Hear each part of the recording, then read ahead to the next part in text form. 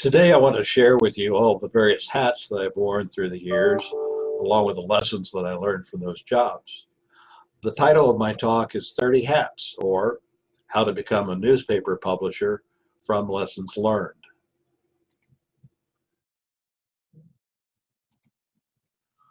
I was born during World War II outside of Washington, D.C., the youngest of four children. We moved to my parents' hometown of Waynesboro, Pennsylvania, which is near Gettysburg and Camp David, while Ike was the president, and I was just 10 years old. My first job was delivering TV guides to subscribers every week. I learned about distribution, that 4 cents per copy was a lot of money way back then. The following year, I found a job as a bowling alley pin setter and soda jerk. I learned about sports and sportsmanship and breaking blocks of ice into smaller pieces to cool the soft drinks. The following year, I started mowing lawns during the summer months. I learned how to cut through green grass and red tape. In the winter,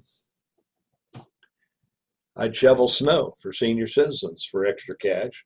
I learned about the weather and that it doesn't snow in Long Beach, California. In 1959, I was working on a farm, drove a tractor, baled hay, slopped the pigs, and cleaned up cow poop. I learned about agriculture, livestock, and that Gulf War General Norman Schwarzkopf called poop bovine scatology. In 1960, I became a newspaper sports photographer and newspaper stringer, phoning in details about newsworthy events to the local newspaper in Maryland. I learned about the editorial and photography side of the business. In '61, I was a radio disc jockey and repaired radios and TVs for friends and neighbors. I learned about entertainment, rock and roll, and enjoyed all the Elvis Presley songs. '61, I also became a volunteer fireman. I learned how to put out fires.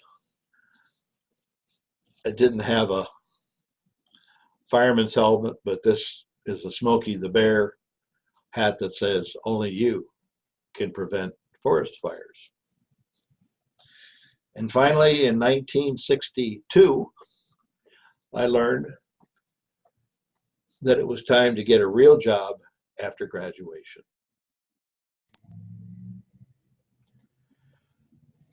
So after graduation from high school, I enlisted in the Air Force and became a missile electronics technician in Montana and North Dakota.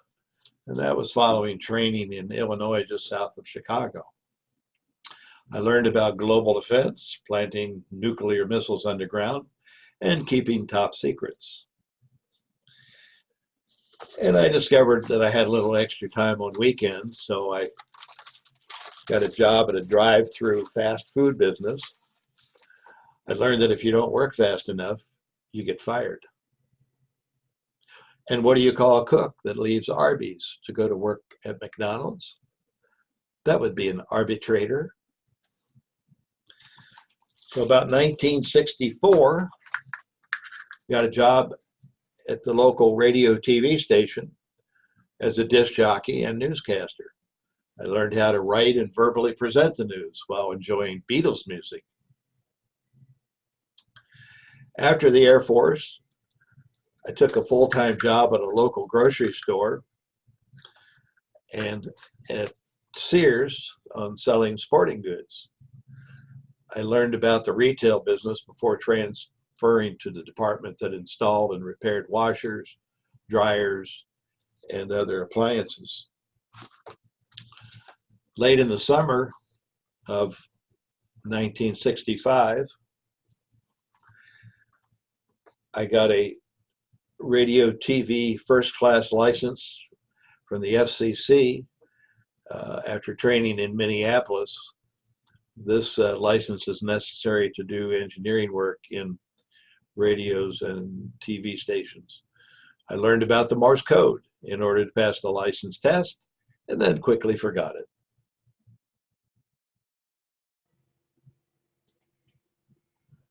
So in 1965, I moved to Southern California following in my brother's footsteps. I worked at North American Rockwell at Seal Beach on the Saturn II missile electronics. It was a very boring job, and it was low paying, and it had me looking forward to every weekend.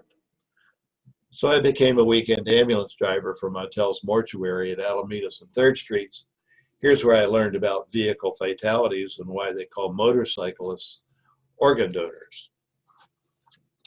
In 1966, got a job at Douglas Aircraft in the engineering laboratories.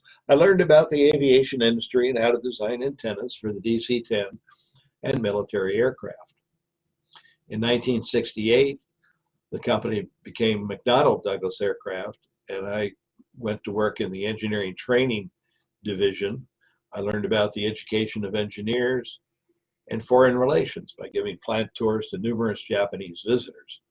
They, of course, would turn around and use that information to create production lines for the Honda and Toyota automobiles and kick our butts. In 1968, got an associate arts degree in electronics from Long Beach City College, mostly attending at night and using my Air Force training credits. And then in the winter of '68, I married Anita in Philadelphia. We had met at a party in Belmont Shore. Of course, it was a shotgun wedding, a case of life or death.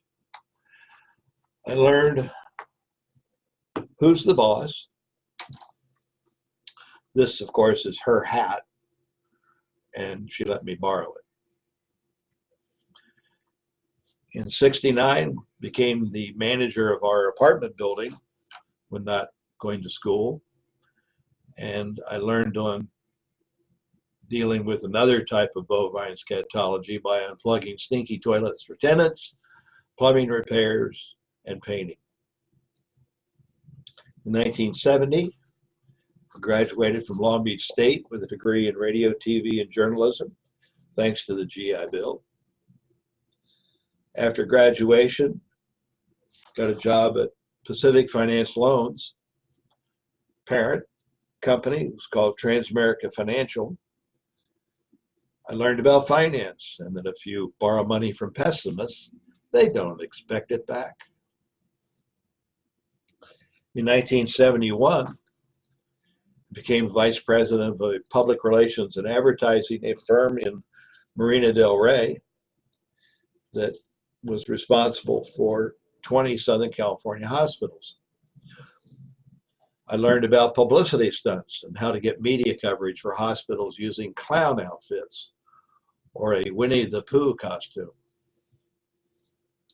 1972, obtained a private pilot's license allowing solo flights to hospitals in Indio and San Diego, flying Cessna 150s and 172s.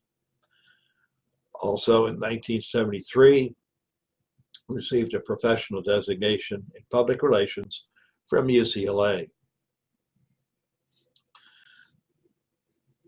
In about 1973, I became communications director for Hyatt Medical Enterprises. At about a 40-minute drive from Long Beach to Encino when not taking commercial flights around the country. I learned more about healthcare, crisis communications, management of employees, and consulting for 30 hospitals nationwide.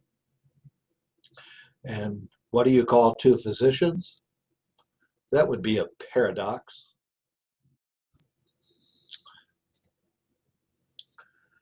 In 1974, we bought our home after 4 years of free apartment rent.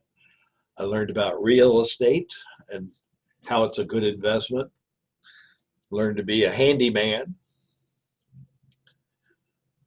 After a couple of years in our home, I installed home security systems, also for neighbors and friends. I learned about crime prevention and that attics and crawl spaces contain rodent crap and are best left to the spiders and other vermin.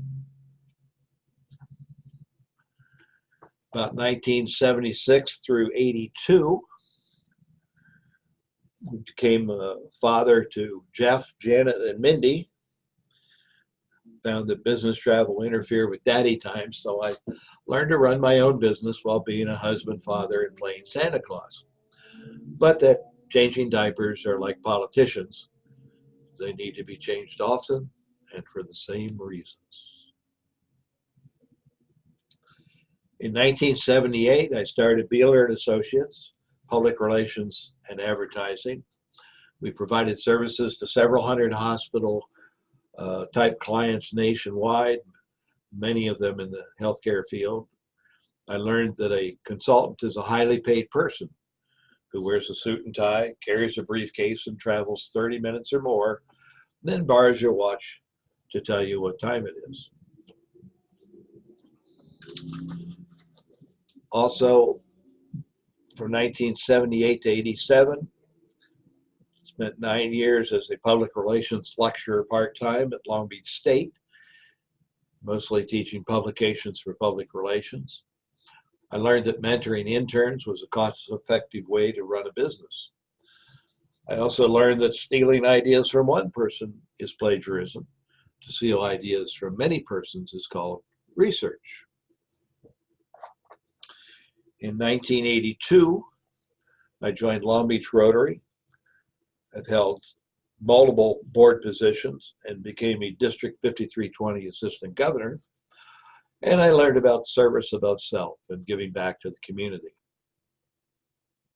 1984, I joined the Executives Association of Long Beach, of which I'm the current president, learning how to deal with COVID-19 and using the Zoom technology.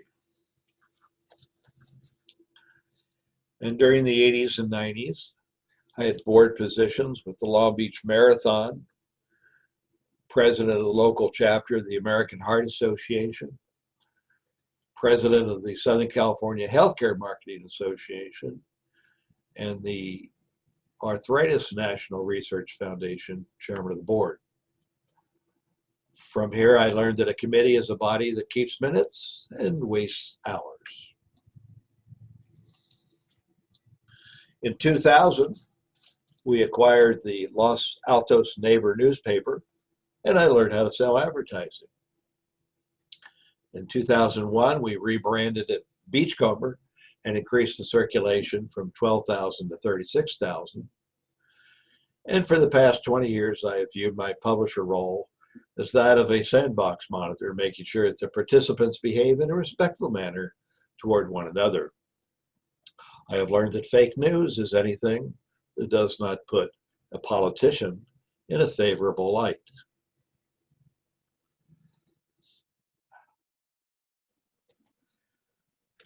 In conclusion of all the hats that I've worn through the past 7 decades, being a publisher has been among the more rewarding, although we still have a few Beeler and Associates marketing communications clients to assist during alternating weeks. The most gratifying part is that the fourth estate has the job of identifying illegal activities by bad apples and report on those misdeeds. Conversely, we see that most people do good things. We tell their stories and give them recognition for a job well done. Thank you for the opportunity to relay the lessons learned on the path to becoming a publisher while wearing 30 hats.